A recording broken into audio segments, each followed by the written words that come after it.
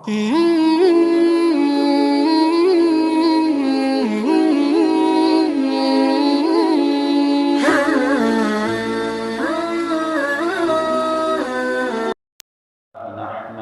ونستعينه ونستغفره ونعوذ بالله من شرور أنفسنا ومن سيئات أعمالنا من يهده الله فلا مضل له ومن يضلل فلا هادي له وأشهد أن لا إله إلا الله وحده لا شريك له وأشهد أن محمدًا عبده ورسوله أرسله بالحق بشيرا ونذيرا بين يدي الساعة من يطع الله ورسوله فقد رشد واهتدى ومن يعص الله ورسوله فقد ضل وغوى إنه لا يضر إلا نفسه ولن يضر الله شيئا أما بعد فإن خير الحديث كتاب الله وخير الهدي هدي محمد صلى الله عليه وآله وسلم وشر الأمور محدثاتها وكل محدثة بدعة وكل بدعة ضلالة وكل ضلالة في النار أعوذ بالله السميع العليم من الشيطان الرجيم من همزه ونفخه ونفثه بسم الله الرحمن الرحيم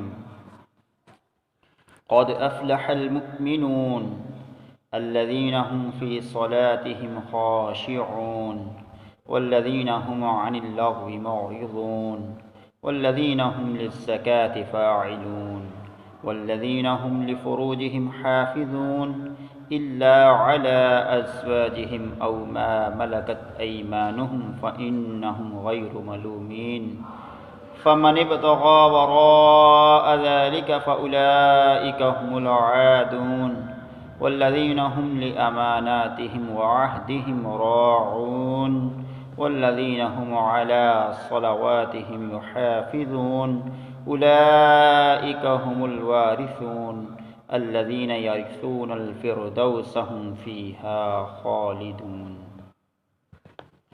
صدق الله مولانا العظيم وصدق رسوله النبي الكريم ونحن على ذلك لمن الشاهدين والشاكرين والحمد لله رب العالمين۔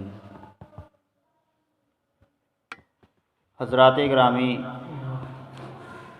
سورۃ المؤمنون جو قرآن پاک کا 23واں سورہ ہے، اس کی ابتدائی 11 آیات کی میں نے تلاوت فرمائی ہے۔ اللہ رب العالمین اس سورہ کے ابتدا میں یہ اعلان فرما رہا ہے، قد افلح المؤمنون، یقیناً ایمان والے کامیاب ہو گئے ہیں۔ ایمان والے کون ہیں؟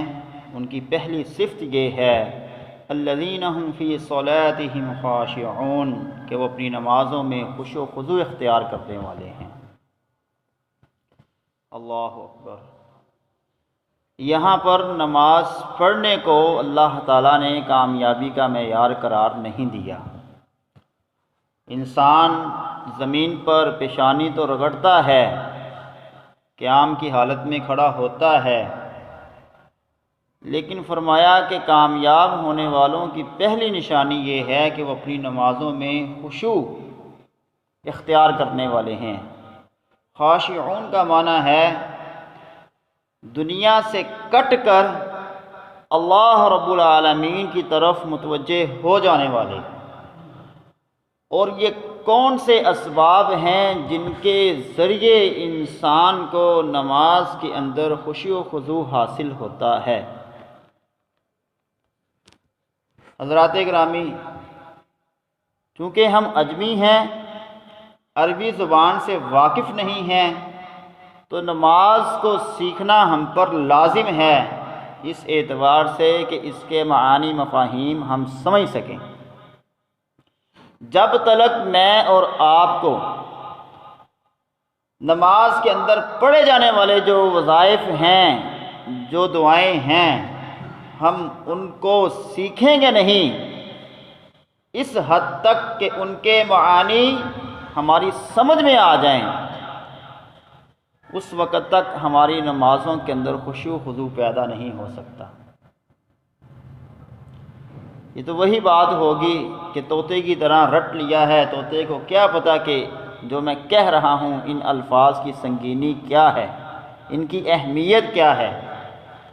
نماز یہ اللہ رب العالمین کے ساتھ ہم کلام ہونا ہے، اپنے پروردگار سے مناجات کرنی ہے۔ اور سابقہ خطبات میں نے یہ عرض کیا تھا، سورۃ الفاتحہ کے بارے میں اللہ رب العالمین کا یہ فرمان ہے کہ میں نے سورہ فاتحہ کو اپنے اور اپنے بندے کے درمیان نصف نصف تقسیم کر دیا ہے۔ اور سورہ فاتحہ کا معنی مفہوم ہی نہ پتہ ہو تو ہمیں اس کی اہمیت کا کیا اندازہ ہوگا کہ سورہ فاتحہ کی اہمیت کیا ہے، اللہ نے میرے لیے کیا رکھا ہے اور اپنی ذات کے لیے کیا رکھا ہے۔ اور یہ جو آیات ہیں یہ اس وقت نازل ہوئیں جب مسلمان مکے کے اندر انتہائی پریشانی کے عالم میں تھے، سوشل بائیکاٹ ہو چکا تھا۔ شیب ابی طالب کا نام آپ نے سن رکھا ہے۔ کفار مکہ نے پیارے پیغمبر علیہ الصلوۃ والسلام اور آپ کے اصحاب کا 3 سال تک سوشل بائیکاٹ رکھا۔ سوشل بائیکاٹ کیا ہے؟ ان سے کوئی بات چیت نہیں کرے گا، ان کو کوئی خوراک مہیا نہیں کرے گا، ان کے لیے زندگی کا دائرہ تنگ کر دیا جائے گا۔ ایسے حالات جن حالات میں انسان کا معاشی، معاشرتی، سیاسی، اقتصادی ہر اعتبار سے زندگی کا دائرہ تنگ کر دیا جائے، رب العالمین ان حالات میں یہ اعلان فرماتا ہے قد افلح المؤمنون، ایمان والے کامیاب ہو گئے ہیں۔ صحابہ کرام کو اللہ تعالیٰ نے یہ تسلی اور ان کی ڈھارس بندھائی کہ یہ معاشی حالات کی تنگی تمہاری کامیابی میں رکاوٹ نہیں بننی چاہیے۔ انسان معاشی طور پر تنگ دست ہو جائے تو جسم تو موجود ہے، کیا وہ نماز پڑھنا چھوڑ دے؟ اپنے مالک کے سامنے جھکنا چھوڑ دے؟ نہیں، فرمایا کامیاب ہونے والے مومنین جو ہیں الذین هم فی صلاتہم خاشعون، جو اپنی نمازوں کے اندر خشوع و خضوع اختیار کرتے ہیں۔ اور یہ خشوع و خضوع اس وقت آئے گا جب پیارے پیغمبر علیہ الصلوۃ والسلام کے بتائے ہوئے طریقے کے مطابق ہم نماز پڑھیں گے۔ نبی علیہ الصلوۃ والسلام نے فرمایا، ایک صحابی آئے مسجد میں، نماز پڑھی، نماز پڑھنے کے بعد پیارے پیغمبر کے پاس آئے، السلام علیکم کہا۔ نبی علیہ الصلوۃ والسلام نے ان سے کہا ارجع فصلی فانک لم تصلی، واپس جاؤ، نماز پڑھو، تم نے تو نماز پڑھی نہیں ہے۔ صحابی رسول ہے، نماز پڑھ کر پیغمبر کی خدمت میں حاضر ہوا ہے، پیغمبر فرما رہے ہیں کہ تو نے گویا کہ نماز پڑھی نہیں ہے، واپس جا نماز پڑھ کر آ۔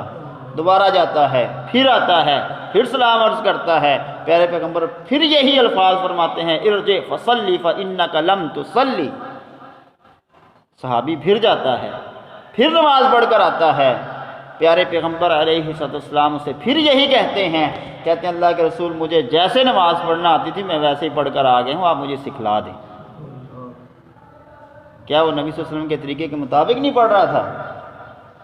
پڑھ رہا تھا۔ نبی علیہ السلام نے اسے فرمایا اللہ کے بندے، جب تو رکوع کرے تو خوب اچھی طرح رکوع کر، اور جب رکوع سے اٹھے تو اچھی طرح کھڑا ہو جا، تیرے اعضاء اپنی جگہ پر واپس آ جائیں، اور جب تو سجدہ کرے تو خوب اطمینان سے سجدہ کر، اور جب سجدے سے اٹھے تو خوب اطمینان سے اٹھ کے تیرے اعضاء اپنی جگہ پر واپس آ جائیں، اور پھر تو قیام کے لیے کھڑا ہو۔ مطلب کیا؟ نماز کے اندر اطمینان ہونا چاہیے۔ حضرات گرامی، میں اور آپ ذرا غور و فکر کریں اپنی نمازوں کے بارے میں کہ کتنی جلدی ہم نماز پڑھتے ہیں، ایک سجدہ مکمل نہیں ہوتا دوسرے کے لیے پھر تیار ہوتے ہیں۔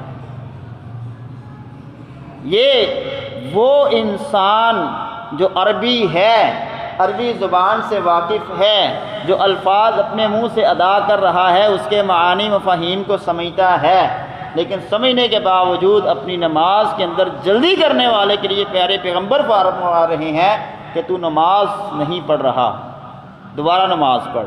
میں اور آپ ہم دونوں سب مل کر یہ سوچیں کہ ہماری نمازیں کس درجے کی ہیں۔ ہم کہیں گھنگروں سے مٹی تو نہیں جھاڑ رہے، ایک فارمیلٹی تو نہیں پوری کر رہے کہ جی اللہ کا حکم ہے مسجد میں جانا ہے، نماز پڑھنی ہے، میرا ہمسایہ کہے گا 5 وقت کا بڑا نمازی ہے اور میں نکلتا ہوں مسجد سے باہر تو جناب مجھے حاجی کہا جائے۔ رب العالمین آگے فرماتے ہیں جب تیری نمازوں کے اندر خشوع و خضوع پیدا ہو جائے تو پھر تیرے اندر ایک تبدیلی آنی چاہیے، اور یہ خشوع و خضوع انسان کو اس بات پر ابھارتا ہے۔ اللہ رب العالمین فرماتا ہے ان الصلاۃ تنہی عن الفحشاء والمنکر، کہ یقیناً نماز انسان کو بے حیائی اور برے کاموں سے روکتی ہے۔ فحشاء حد سے بڑے ہوئے گناہ، اور منکر جو ہے معمولی گناہ۔ نماز پھر اس کو روکتی ہے، کیوں کہ اپنے رب کے سامنے کھڑا ہوتا ہے تو جب اللہ اکبر کہتا ہے تو اس کو معلوم ہے کہ سب سے بڑا میرا رب ہے، میں نے کسی اور سے نہیں ڈرنا، کسی اور کے لیے جھوٹ نہیں بولنا، اپنی جان بچانے کے لیے نہیں، کیونکہ میرا رب جو ہے وہ سب سے بڑا ہے، اس نے ایک دن مقرر کیا ہے۔ اور جب یہ اللہ اکبر کہتا ہے تو اس کے بعد جو الفاظ بولتا ہے وہ اس بات پر دلیل ہیں، سبحانک اللہم وبحمدک وتبارک اسمک وتعالی جدک ولا الہ غیرک۔ اے اللہ تو ہی پاک ہے، ہر عیب سے تو پاک ہے، تیری تمام تعریفیں ہیں، تیرے سوا کوئی معبود برحق نہیں ہے، سب سے اعلیٰ نام تیرا ہی ہے، بزرگی تیری ہی ہے۔ جب انسان یہ کہتا ہے کہ اللہ کے سوا کوئی معبود برحق نہیں تو پھر کسی اور کے آگے وہ جھکے گا، کسی اور سے وہ خیرات مانگے گا؟ کبھی بھی نہیں۔ جب ان الفاظ کو انسان سمجھے گا اس کی زندگی کے اندر تبدیلی رونما ہو جائے گی۔ اور پھر سورہ فاتحہ وہ پڑھتا ہے، اس کے معانی مفاہیم کو ہم نے بیان کر دیا تھا۔ حضرات گرامی، دوسری جو تبدیلی اس کے اندر ہوتی ہے، فرمایا والذین ہم عن اللغو معرضون، وہ اپنی زندگی کے اندر لغویات سے اعراض کرنے والا ہوتا ہے۔ کامیاب ہونے والے مومنوں کی دوسری جو نشانی ہے، دوسری جو خوبی ہے، صفت ہے، وہ یہ ہے کہ وہ لغویات سے اعراض کرتے ہیں، بیہودہ باتیں نہیں کرتے۔ کبھی ایسی مجلس پیش بھی آ جائے تو وہاں سے اطمینان اور سکون سے کھڑے ہوتے ہیں اور چلے جاتے ہیں کہ ہم ایسی باتوں کا، ایسی مجلس کا حصہ نہیں بنتے۔ والذین هم عن اللغو معرضون، بیہودہ بول نہیں بولتے۔ میں اور آپ اپنی زندگیوں کا جائزہ لیں کہ ہم نماز بھی پڑھتے ہیں، کہیں ہم اس چیز کا شکار تو نہیں، بیہودہ باتیں کرتے ہیں، بیہودہ مجلسوں میں بیٹھتے ہیں اور ٹھٹھے مارتے ہیں، مذاق بناتے ہیں لوگوں کا، کہیں ایسا تو نہیں ہے؟ لغویات میں یہ تمام چیزیں آتی ہیں۔ ادھر کہتے ہیں جی حاجی صاحب جب بولتے ہیں تو اللہ کی پناہ، پہلے گالی نکالتا ہے پھر بات کا آغاز کرتا ہے۔ یہ نماز پڑھنے والا انسان، اس کا یہ وتیرہ نہیں ہونا چاہیے۔ رب العالمین فرماتا ہے کہ اپنی زندگی کے اندر لغویات سے اعراض کرنے والے جو مومن ہیں یہ حقیقت میں کامیاب ہیں۔ تیسری بات جو فرمائی والذین هم للزکاۃ فاعلون، اللہ اکبر، کہ یہ اپنے مالوں کی زکوٰۃ دینے والے بھی ہیں۔ اور یہاں پر مفسرین نے اس کے 2 معنی بیان کیے ہیں۔ زکوٰۃ کا ایک تو معنی یہ ہے کہ مال میں سے سال کے بعد اس کا 2.5% حصہ نکالنا اللہ کے راستے میں، اور زکوٰۃ کا ایک مطلب تزکیہ بھی ہے، اپنے نفس کا تزکیہ کرنے والے ہیں۔ تو وہ انسان جس کے پاس مال ہے وہ مال کی زکوٰۃ بھی نکالتا ہے اور اپنے نفس کا تزکیہ بھی کرتا ہے، اور وہ انسان جس کے پاس مال تو اتنا نہیں ہے کہ سال کے بعد وہ اس نصاب کو پہنچے کہ زکوٰۃ دے سکے، لیکن اپنے نفس کا وہ تزکیہ کرتا ہے، اس کی تطہیر کرتا ہے، اپنے کردار کو بہتر بناتا ہے۔ فرمایا والذین هم للزکاۃ فاعلون، اپنے کردار سازی کرنے والا وہ انسان ہوتا ہے۔ اور چوتھی جو مومنین وہ جو کامیاب ہونے والے ہیں ان کی صفت یہ ہے والذین هم لفروجہم حافظون، مال کے بعد اپنی شرمگاہوں کی حفاظت کرنے والے ہیں۔ حضرات گرامی، دنیا کے اندر دو ہی بڑے فتنے ہیں، ایک مال ہے اور دوسرا انسان کی شرمگاہ ہے۔ اسی کے پیچھے پوری انڈسٹری بھاگ رہی ہے، کمائیاں ہو رہی ہیں، اور انسان یہ سوچتا ہے کہ یہی ایک بہترین طریقہ ہے، سب سے شارٹ کٹ جس کے ذریعے میں کمائی کر سکتا ہوں۔ والذین هم لفروجہم حافظون، اپنی زندگیوں میں اپنی شرمگاہوں کی حفاظت کرنے والے ہوتے ہیں، اور شرمگاہوں کی حفاظت کے دو ہی طریقے ہیں۔ اللہ رب العالمین نے فرمایا الا علی ازواجہم او ما ملکت ایمانہم فانہم غیر ملومین، نوجوان آدمی اپنی شرمگاہ کی حفاظت یا تو شادی سے کرتا ہے یا اس کے پاس لونڈی ہو، اور عصر حاضر میں صرف ایک ہی ذریعہ ہے، شادی کا لونڈی کا تصور ہی ختم ہو چکا ہے۔ اور زندگی رہی تو انشاءاللہ اگلے جمعے گفتگو ہوگی کہ اللہ رب العالمین نے لونڈیوں کے یہ احکامات کیوں نازل کیے ہیں، اور غیر مسلم اس پر اعتراض کرتے ہیں کہ یہ کیسا دین ہے جو لونڈیوں کے ساتھ اس طرح کے تعلقات قائم کرنے کا حکم دیتا ہے، اس کی حکمتیں کیا ہیں۔ انشاءاللہ تعالی نیکسٹ خطبہ جمعہ المبارک میں اس پر بات کروں گا۔ فرمایا والذین هم لفروجہم حافظون، اپنی شرمگاہوں کی حفاظت کرنے والے ہیں۔ پیارے پیغمبر علیہ الصلوۃ والسلام نوجوانوں کو اکٹھا کرتے کہا یا معشر الشباب من استطاع منکم الباہ فلیتزوج، اے نوجوانوں تم میں سے جو شادی کی طاقت رکھتا ہے، جسمانی طور پر بھی اور معاشی طور پر بھی، مالی طور پر بھی، فلیتزوج، اسے چاہیے کہ وہ شادی کرے۔ آج شادی ہمارے معاشرے میں مشکل ہے اور زنا آسان ہے۔ میں اپنے ان بزرگوں سے درخواست کرتا ہوں جن کی اولادیں جوان ہیں، یہ معاشرے کے رسم و رواج آپ کو جینے نہیں دیں گے، آپ جتنا بھی کر لیں آپ کے رشتہ دار سوسائٹی کبھی بھی آپ سے خوش نہیں ہو سکتی، پھر بھی کہے گی ابھی بھی کم ہے۔ ان رسوم و رواج سے بالا تر ہو کر اپنی اولاد کی حفاظت کریں۔ آپ یہ سوچتے ہیں کہ بچہ ابھی کام نہیں کر رہا، ایک طرف تو آپ کو خیال ہے اور دوسری آپ اس کی آخرت کو برباد کر رہے ہیں۔ آج کا یہ جو معاشرہ ہے خصوصی طور پر، میں اپنے طور پر یہ سمجھتا ہوں 22-23 سال کا بچہ ہو گیا تو اس کی شادی کر دیں اگر آپ اس کے خیر خواہ ہیں، نہیں تو وہ بے حیائی اور برے کاموں میں مبتلا ہو جائے گا اور شرمندگی کا باعث بنے گا۔ آج ہم کہتے ہیں اب اس نے کمایا ہی کیا ہے، گھر بنایا نہیں ہے۔ حضرات گرامی، اگر ہم اللہ پر یقین رکھتے ہیں، اس کو رازق مانتے ہیں، تو اس نے جو پلان دیا ہے اس پر عمل کریں، اللہ تعالیٰ رزق کے دروازے بھی کھول دے گا۔